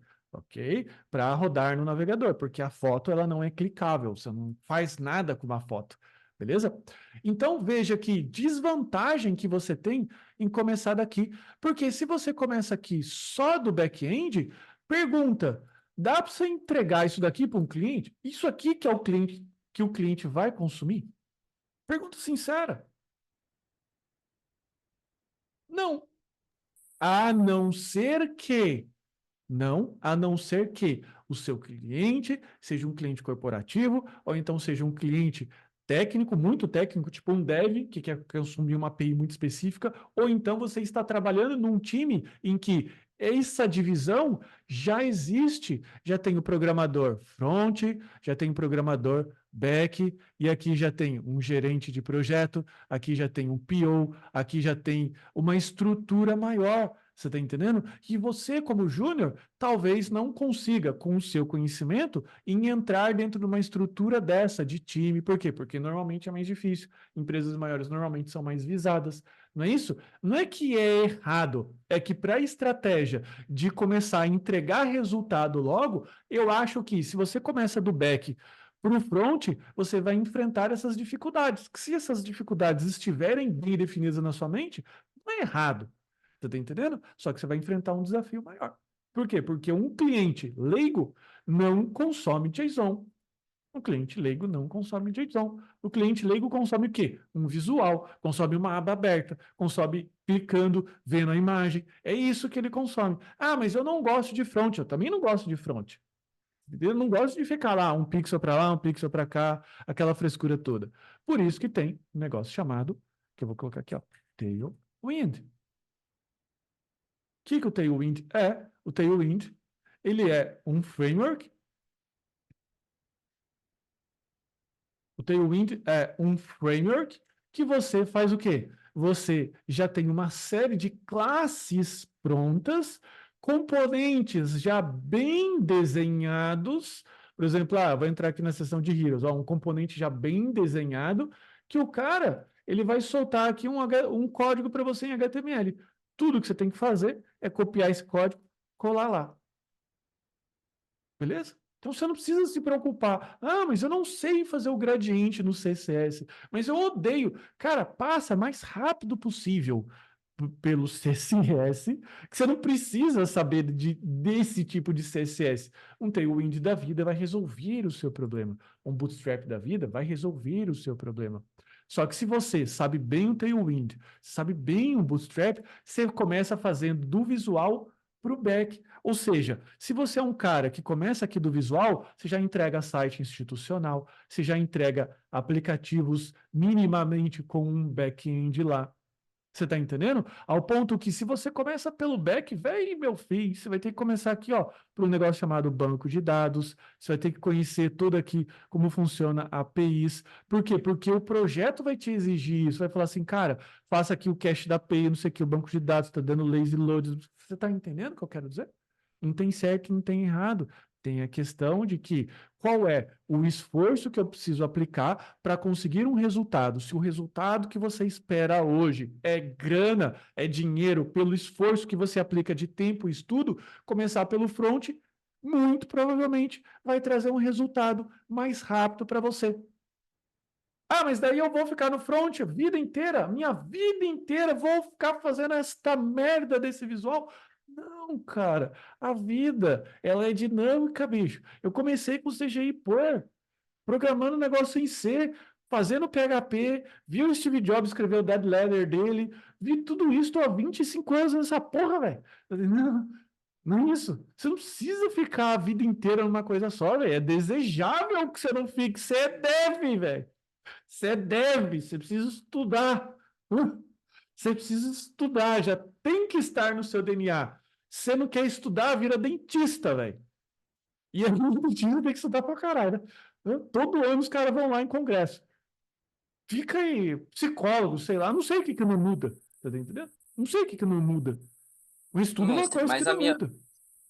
a minha pergunta em relação à construção de Aham. aplicações web, no sentido de que a quem cabe a responsabilidade de tratar o dado, no sentido de que, como eu comecei a aprender no back, Uhum. eu criei, e agora essa aula aqui está abrindo minha cabeça para muita coisa, que Sim. eu pensava que o back tinha que entregar tudo extremamente parametrizado, todos os dados em Não. objetos, cada Não. rota, tudo bonitinho, tudo Bicho, certinho, você precisa e o entregar no front JSON. só ia fazer o show disso, só ia mostrar isso, porque isso já ia vir pronto do back. Mas agora o senhor criando o front aqui, fazendo o fetch, eu digo, putz, o front também consegue tratar dados, consegue manipular, Consegue? consegue fazer essa ETL, digamos assim. Então, Uhum. quando eu vou desenvolver uma, API, uma aplicação web, como é que eu defino isso é o cara do produto, é eu com a minha, onde é que eu me sinto mais confortável, então é eu que eu vou, se eu sou um cara de front, então eu vou tratar com front, se eu sou um cara... A minha pergunta é, num ecossistema natural, como é Aham. que a gente define quem vai tratar a informação? Ó, Vai ficar vamos mais pesado imaginar. aonde? No back ou no front? Vamos imaginar o seguinte, que em vez dessa lista de cliente, agora respondendo a sua segunda pergunta, desculpa, eu dei uma viajada aqui da filosofada, vai, volta para a Terra, planeta Terra, vida real. Zero problema, zero. Uhum. Tá bom? Então vamos imaginar que em vez de eu estar retornando customers, eu estou retornando tarefas, projetos, por exemplo, tarefas de um projeto, beleza? Toda tarefa de um projeto, ele tem o quê? Ele tem o due date, que é a data de vencimento daquela tarefa, não tem? Então eu vou colocar ali uma data em que eu preciso executar uma tarefa. E se eu estou retornando essa informação do back-end, a única coisa que o back-end precisa fazer, bicho, a tarefa é essa e a data de vencimento é essa. Você está entendendo? Eu não preciso calcular se essa data já, se eu vou mostrar isso de vermelho, se essa data já venceu, se eu coloco os vencidos primeiro. Eu não preciso. Por quê? Porque quem vai fazer isso é o front. E o front tem que obedecer ao quê? Ao visual. Porque se o designer definiu o seguinte, olha, tudo que for vencido você mete em primeiro, destaca de vermelho e escreve assim, começa por aqui, bosta. Começa por aqui. Não é isso? O back não tem que se preocupar, porque o back-end ele tem que fazer o mínimo de cálculo possível, na minha percepção. E daí ele retorna uma listona, e daí, bicho, você trata o que você precisar tratar no front, eliminando dados, fazendo for each, fazendo map, reduce, filter. Por isso que eu digo, tem um monte de gente que começa lá no React e não passou pelo JavaScript, não sabe fazer nenhum filter, map, reduce e quer começar no front com o React. E o que acontece? Primeiro dado que aparece lá do back-end, o cara toma no nariz, porque daí ele vai ficar tentando fazer o quê? Tentando tratar essa informação lá no back-end. Sendo que, muitas vezes, você também vai interagir com interface de APIs de terceiros, ou seja, você vai interagir com uma API que você não tem o código e você vai falar para o cara assim, por favor, por favorzinho, será que você pode alterar aqui em vez de ID, você pode colocar código? O cara vai falar assim, aqui para você. Eu vou fazer isso não, bicho. Você tá entendendo? Eu não vou. E daí o que você vai ter que fazer? Só lhe resta o front-end. Entende? Então é um ambiente equilibrado. Então, se fosse uma regra geral, o que eu poderia dizer para você? Faz o mínimo possível de cálculo, o máximo possível de reaproveitamento das rotas, porque se você fizer uma rota para cada tela do front-end, haja rota no seu server, não é isso? E trate esses detalhes visuais lá no front, beleza? Agora sim, talvez você faça um filtro, né? Ah, vou fazer aqui um filtro de clientes que compraram e nunca compraram, ok? E daí você pode passar aqui, ó, por exemplo, filter e algum parâmetro aqui, ou status da compra. É bem comum em rota a gente passar assim, status igual. Então, eu sei que está pequenininho ali em cima, mas imagina, estou digitando status igual approved. Daí eu consulto banco de dados, só dados que estão compras ou clientes approved. Você está entendendo? Mas daí são situações, filtro de dados. Eu não manipulo dados.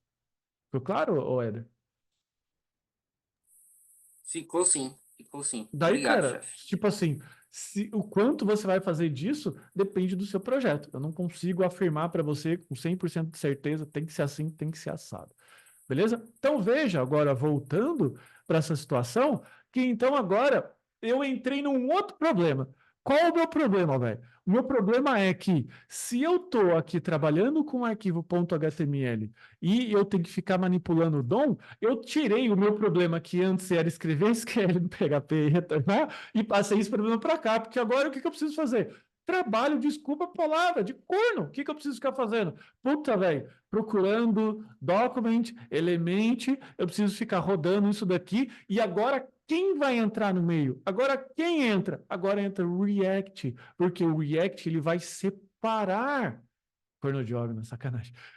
O React vai separar em componentes, o React vai permitir você tratar states, ele vai permitir atualização de dados entre componentes, porque aqui eu estou colocando tudo dentro de uma telona só. Mas e se o meu componente lista de clientes ele tiver um comportamento específico que, ao clicar, ele atualiza o meu cliente para cliente ativo ou inativo? Como é que eu vou fazer isso? Como é que eu vou fazer isso daqui? Olha o Corner Job começando de novo. Entende? Agora vocês começam a entender que eu saio, então, de um JavaScript vanilla, ok? Em que eu faço montada de cavalo a pelo, sem cela, em que eu tenho que ficar tratando o meu DOM por uma biblioteca que agora vai me ajudar nisso. Então, olha só, a viagem no tempo que você fez. Você passou lá nos primórdios do HTML, que não tinha nada. Passou nos primórdios em que eu coloquei alguma porcariazinha ali, ó. Eu coloquei um time, beleza? Um time. Passei pelo tempo em que eu criei um HTML dinâmico, mas que esse HTML ficava todo sendo processado ali no meu servidor. Cheguei numa época pós 2007, 2008, que eu tinha agora então uma manipulação de DOM, e agora sim eu estou entrando numa área, uma época moderna, em que eu estou usando uma biblioteca de manipulação de DOM chamada React, que ela inclusive permite que eu crie aqui então componentes. Beleza? Vou mostrar aqui então o meu pequeno aplicativo em React para mostrar a diferença de um com o outro. Então veja que eu tenho a minha lista de clientes. Isso aqui o server está rodando. Deixa eu. Cadê o meu Visual Studio Code? Sumiu a minha tela. Aqui. CD 04 React App. Tá rodando. Aqui, ó. Então, o que eu tenho? Um ambiente React que aparentemente faz a mesma coisa. De novo, agora eu pergunto para vocês. Para o cliente, olha só, você está mostrando isso para o cliente. Daí vem uma bronca para os devs, né? Não, porque a minha aplicação é React, que eu sei que é quando né, começa React e daí o cliente, tá, beleza. Ó, eu estou olhando o HTML vanilla vagabundão. Não tem nada, beleza? Vagabundão. E estou olhando o React. Pergunta, para o cliente, ele tem diferença isso? Tem diferença? Olha os dois aqui, ó. Ó, mudando de aba. Tem diferença isso aqui? Não tem Nenhuma. diferença. Nenhuma. Então, quando que eu uso o React? Cara, você vai usar o React para você fazer um sistema em ambiente multitelas, multicomponentes, em que eu vou ter uma coisa. Ah, então não devo aprender React? Não, você tem que aprender React, porque dificilmente você vai pegar um projeto de uma tela só. Beleza? Tanto que dentro dos cursos da Dev Samurai, ela tem um gerador de senha, que é feito em JavaScript puro. Te faz manipulação de DOM, Corner Job à vontade ali, beleza? Corner Job é livre. Mas aqui eu faço em HTML e em React. E olha só que interessante. Eu faço aqui um componente app, que tudo que ele faz é renderizar um componente principal, beleza? Deixa eu mexer aqui. Que ele mostra um H1, chama o componente Customer, chama o componente Current Time. Olha só que bacana. Eu tenho uma separação de responsabilidade dentro da minha aplicação. O Customer vai fazer uma conexão via API com a minha rota /customers. O Current Time, ele calcula isso, mas esse componente app, ele não sabe disso. E aí que nasce uma arquitetura de um projeto. A arquitetura de qualquer coisa significa eu ter separação de camadas. Uma camada não sabe o que a outra faz, e a interface dela é mínima. Isso vem de orientação a objeto, que é chamado teorema de acoplamento. Você não tem acoplamento. Acoplamento assim, ó. Vamos imaginar, acoplamento assim, ó, colado. Isso aqui é o máximo de acoplamento. Que tipo de acoplamento que você precisa ter dentro de um projeto? Esse acoplamento. As coisas passam por um canal muito específico, que quando eu preciso fazer manutenção, eu vou fazer manutenção naquele canal, só naquela parte que toca o projeto.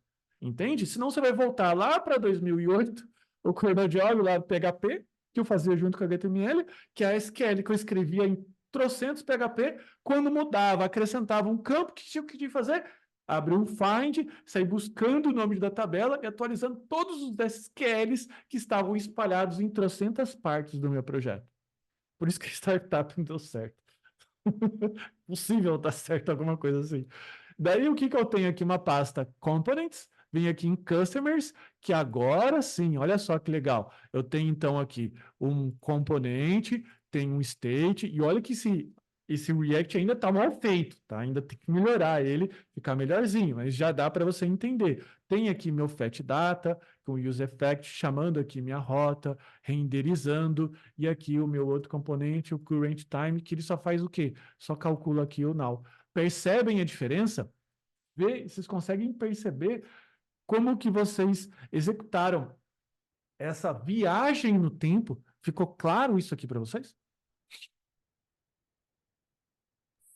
Sim, professor. À medida que o tempo foi passando, a informação foi ficando cada vez mais compartimentada, né? Exatamente. Ficou em compartimentos, as arquiteturas ficaram totalmente separadas, as coisas ficaram com responsabilidades muito bem claras e específicas, fazendo com que eu tenha a possibilidade de escalar um sistema. O que é escalar um sistema? É replicar a instância daquela execução, ou seja, colocar mais de uma instância, mais de um ponto .exe rodando, pequenininho. Porque se eu tenho um sistema grandão, que é chamado de monolito, que é aquele esquema anterior que a gente tinha o HTML dentro do meu server, aquele é um monolito. Para escalar um monolito que consome, por exemplo, 2 GB de memória, para criar instâncias dele, isso é muito ruim para a escalabilidade, porque eu vou ter que escalar um sistema gigantesco, e pode ser que eu preciso de escala só num pedaço bem específico de um sistema, para uma arquitetura que é chamado de microserviços. E agora eu entro num paradigma de microserviços, que daí a gente vai falar de uma continuidade de toda essa arquitetura aqui que a gente conversou. Ainda tem muitas empresas rodando todo em monolito, e não tem problema. Tem até o David Randmeyer Ransom, que ele escreveu um manifesto do monolito, ele defendendo que o monolito ainda assim tem o seu valor, né? A última vez que eu participei de uma briga dessa, uma discussão no bom sentido, uma conversa, foi assim: você vai rodar um Twitter? Se é o Twitter? Não, não sou. Então você não tem problema de escalabilidade. Se é o Facebook? Então você não tem problema de escalabilidade. Tire esse negócio na cabeça, porque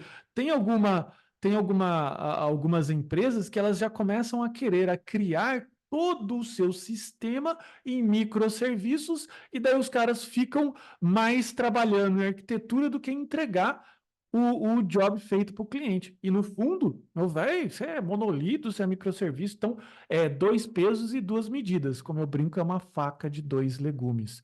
Então, só abrindo aqui mais um ambiente para perguntas. Mais alguém quer fazer perguntas e considerações?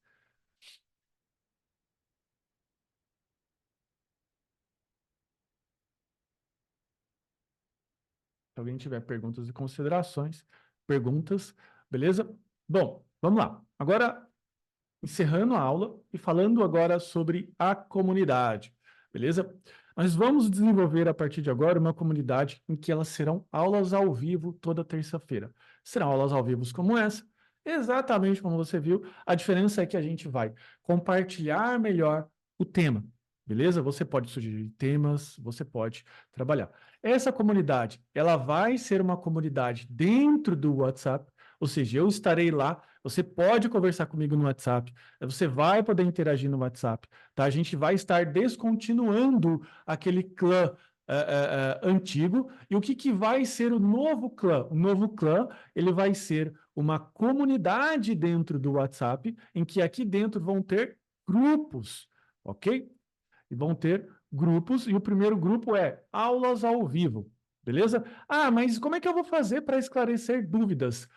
A gente vai estabelecer um outro canal de comunicação, muito provavelmente via e-mail, então você não vai ficar sem suporte, mas se você quiser um ambiente de interação ali, de comunidade, você vai ter a possibilidade de aderir dentro da comunidade do WhatsApp, beleza? E como extra essa comunidade, você vai ter as aulas ao vivo, que as aulas ao vivo é exatamente esse ambiente aqui. Eu quero que você responda sinceramente, com sim ou com não. Essa aula agregou para você? Essa aula foi interessante?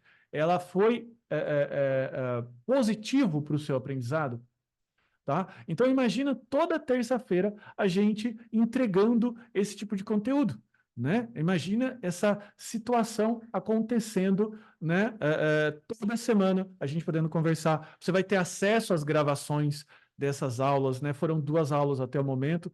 Agora a gente vai gravar aqui mais 40, se Deus quiser, 90, mais 52, né? Que são 52 semanas dentro do ano, e a gente vai ficar dentro desse ambiente. Beleza? Vão ter aulas mais para iniciante, aulas mais para avançado, aulas mais para arquitetura, aulas mais para carreira, aulas mais de bate-papo, beleza? Aí se a pauta ela vai ser dinâmica, beleza? E talvez esteja perguntando assim, tá, você falou, mas como é que eu faço para entrar?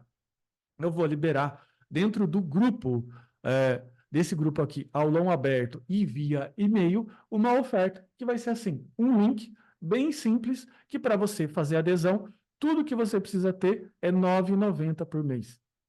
Ok? R$ 9,90 por mês para participar dessas aulas ao vivo, dessa comunidade. O que isso significa? Ah, então são 12 de R$ 9,90? Não, você vai pagar R$ 9,90 por mês.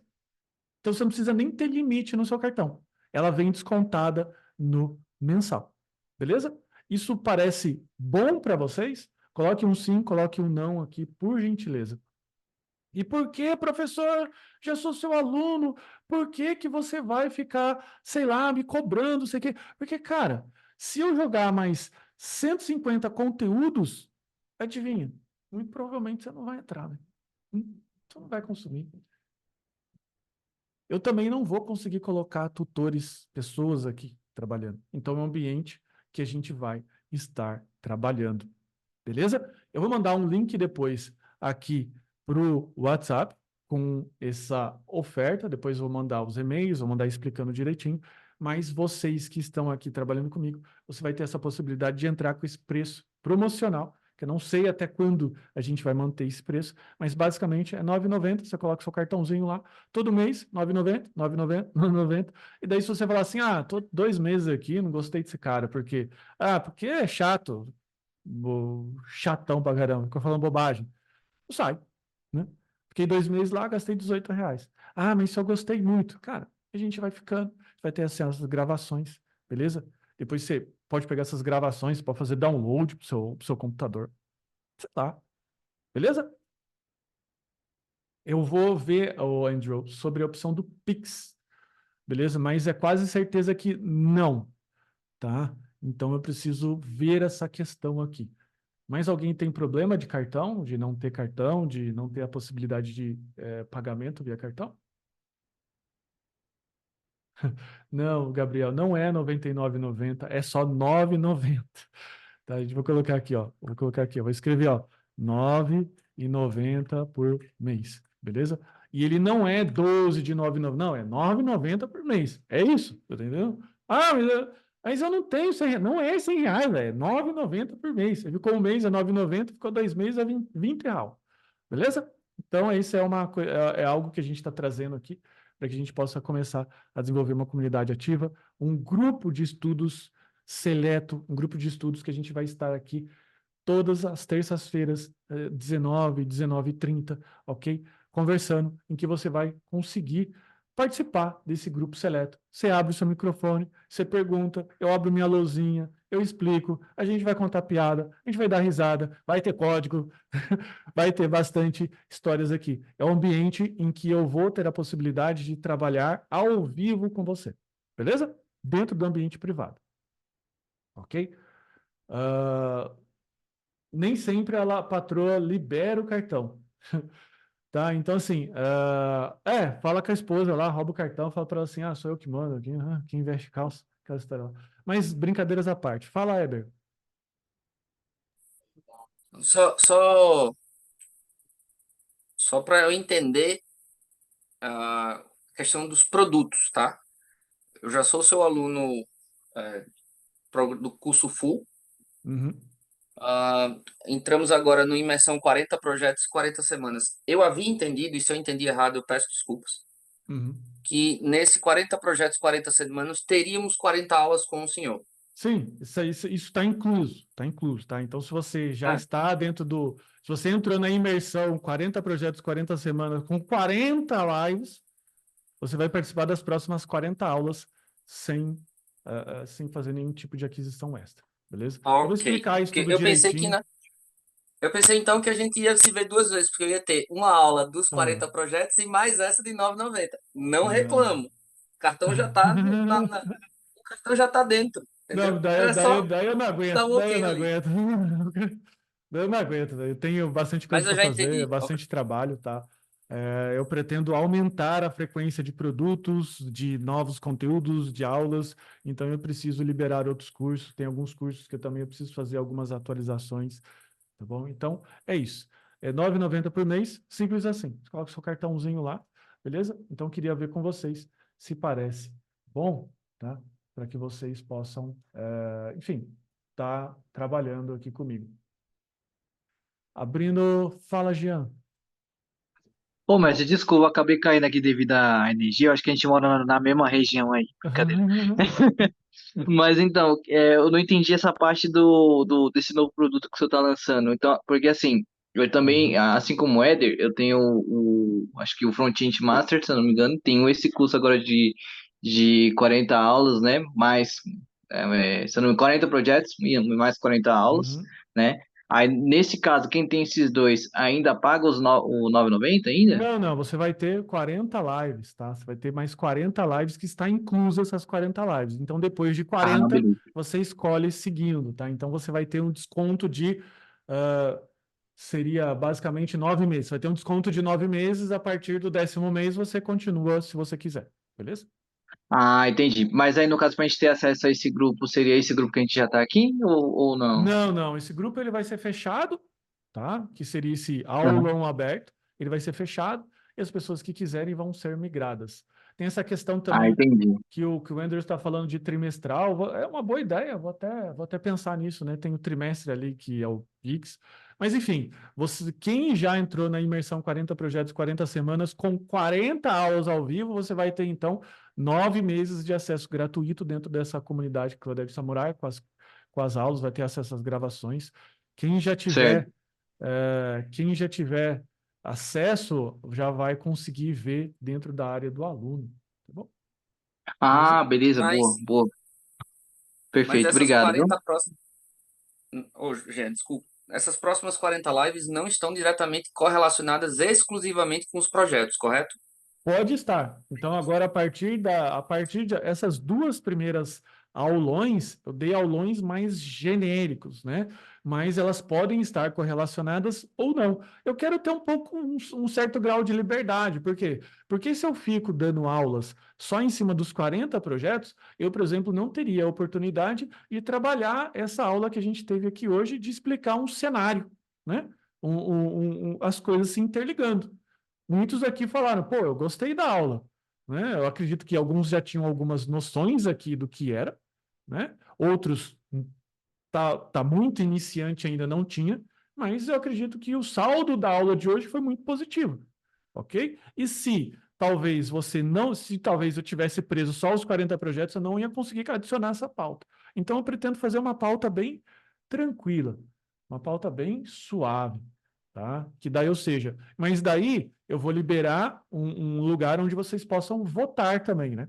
Daí vocês, por favor, participem, pelo amor de Jesus, né? Jesus, Jesusinho, porque senão, se você aceitar qualquer coisa, depois você não vem me encher a paciência falando assim, mas o professor só passa conteúdo de iniciante, eu sou avançado. Tá, mas você votou, você colocou lá, né? para a gente também não ficar, não ter gente chateada aqui. Ficou claro a proposta da comunidade? É muito simples.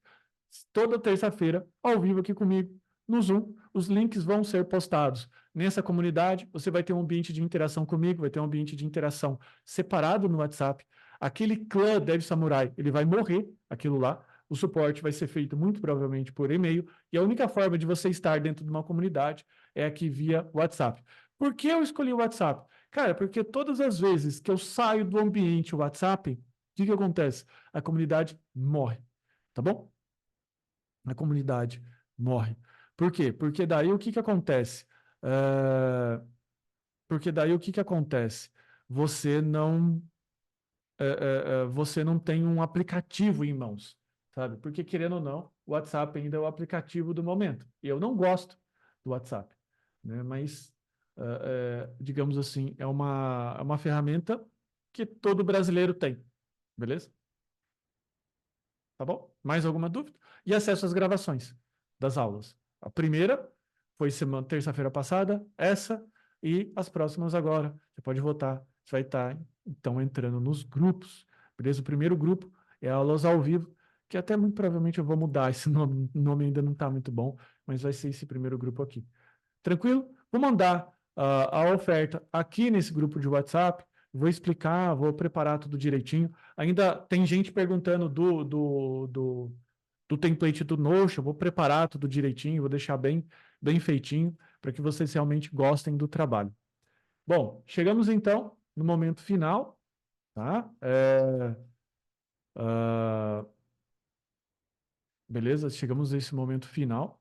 Quem não estiver no grupo aulão, que vai ser o grupo em que eu vou liberar essa oferta primeiro, eu vou passar o link aqui embaixo, tá? Eu vou passar o link agora. Grupo aulão. Esse grupo aulão é o grupo onde irei enviar a oferta de R$ 9,90. Esse grupo aulão ele vai ser desativado, tá bom? Ele vai ser desativado, tá? Ele vai ficar lá para quando a gente precisar mandar alguma mensagem ou não, tá bom? Galera, abrindo para mais perguntas, fiquem à vontade, eu estou aqui à disposição de vocês pelos próximos 5 minutos, senão a gente já vai para o encerramento final da aula. Gostaram da aula hoje? Eu cheguei no final da aula falando assim, cara, que aula legalzinha, velho. Que aula bacaninha, assim, para a gente, às vezes, dar aquela assistida, dar uma espairada. Putz, eu tô aqui cheio de dúvidas, né? Não estou entendendo por onde começar. E o JavaScript, ele tem essa mágica agora, né? Você pode fazer as coisas no front, pode fazer as coisas no back. Tem o TypeScript, que melhora ainda mais o JavaScript, tá bom? Então, vocês começam a perceber que tem bastante mercado para trabalhar. Eu saí do Ruby, saí do Perl, saí do Python, para ficar trabalhando exclusivamente com JavaScript e o TypeScript, e tenho gostado bastante. Mas a linguagem que eu ainda amo de paixão é o Ruby. Gosto bastante. Eber, só a gente abrindo para as últimas dúvidas aqui. Não, não é dúvida, não. É só uma pergunta, mas é muito rápida. Sim. Tem algum canal específico ou posso contatá-lo diretamente no WhatsApp a respeito de desenvolvimento de produto e mentoria? Pode me chamar direto no WhatsApp, tá? A gente tem um grupo de desenvolvimento de produtos, algo mais avançado, tá? Em que eu vou trabalhar junto com você, tá? Dentro de uma metodologia que eu chamo de metodologia Ascend. E daí, se você quiser, eu trabalhando junto contigo, a gente combina um grupo de mentoria anual, beleza? Ok. E daí a anuidade, e daí você pode estar lá comigo se você assim desejar. Me Eu vou chama no falar com o senhor no Whats, privado. me chama no Whats, dá um toque lá, que daí eu tento responder. Eu não consigo responder sempre na hora, tá, gente? Então não fique chateado comigo, porque eu confesso que eu não sou um usuário assíduo de WhatsApp. O meu WhatsApp não me notifica. Eu não recebo ligação pelo WhatsApp, tá? Então, assim, mas eu consulto ao longo do dia, tá? Então eu tenho, assim, algumas horas do dia que eu consulto. Fechou? Muito obrigado, gente. Legal demais a aula. Vou liberar a gravação lá dentro da área de alunos e espero ver vocês, todo mundo que está aqui, dentro do clã, dentro desse ambiente novo de WhatsApp, para que a gente possa passar as próximas terça-feiras aqui falando bobagens, brincando com código, revisando conceitos e brincando também de muitos outros assuntos e principalmente aprendendo a ganhar dinheiro. Um forte abraço, fiquem com Deus, até a próxima. Valeu, boa noite.